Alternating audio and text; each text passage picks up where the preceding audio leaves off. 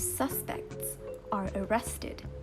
Should each one of them confess to the crime or stay silent? Hi, I'm Deepa, and this is the prisoner's dilemma. Picture this. A zoo is robbed, and 2 suspects are found in a stolen vehicle. There's evidence for the charge of car theft, but insufficient for the charge of zoo robbery. The police interrogate each suspect separately and offer them this deal. 1.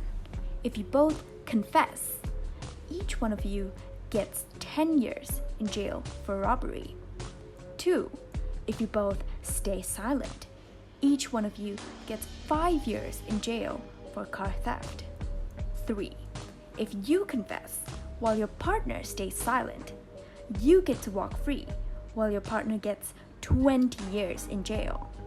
4. If you stay silent while your partner confesses, you get 20 years in jail while your partner gets to walk free. Now, each prisoner would reason like this. If my partner stays silent, I will either get 5 years by staying silent as well, or absolutely no jail time by confessing.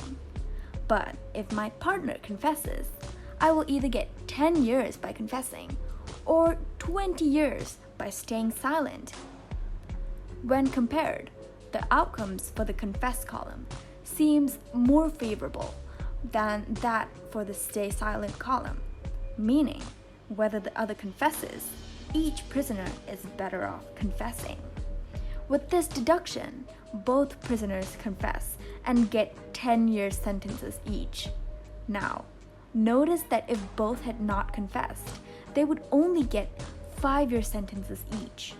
Basically, the prisoners have received a considerably greater penalty by following their own self-interest rather than collaborating. This is a popular example of game theory, which is used in applied mathematics, social science, economics, biology, engineering, political science, business, international relations, computer science, philosophy, and the list goes on and on and on.